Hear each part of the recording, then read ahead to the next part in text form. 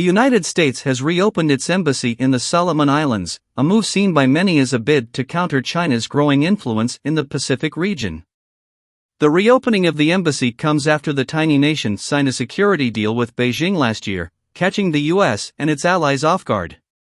The reopening of the embassy was announced last year, amid growing concerns over China's military expansion in the region.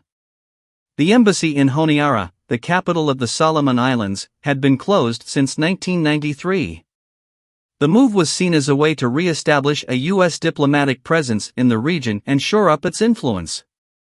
The reopening of the embassy was not attended by the Solomon Islands Prime Minister, but a foreign ministry spokesman stated that the government welcomed the move. The region is strategically important for the U.S., as it is a gateway to Asia for its Pacific allies, such as Australia. Until now, the U.S. had largely centered its diplomatic presence in the region on its embassy in Papua New Guinea. However, the reopening of the embassy in Honiara is seen as a way to further advance the U.S.-Pacific Partnership goals, which were signed last year, and to ensure that democracy can flourish in the region. The reopening of the embassy is part of a broader effort by the U.S. to counter China's growing influence in the region. China has been investing heavily in infrastructure projects in the Pacific, such as the construction of ports, airports, and other facilities, which many see as an attempt to extend its military reach.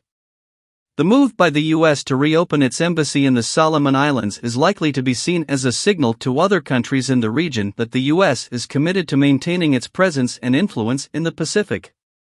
It remains to be seen how China will respond to the move, but the reopening of the embassy is likely to be a significant development in the ongoing competition for influence in the Pacific.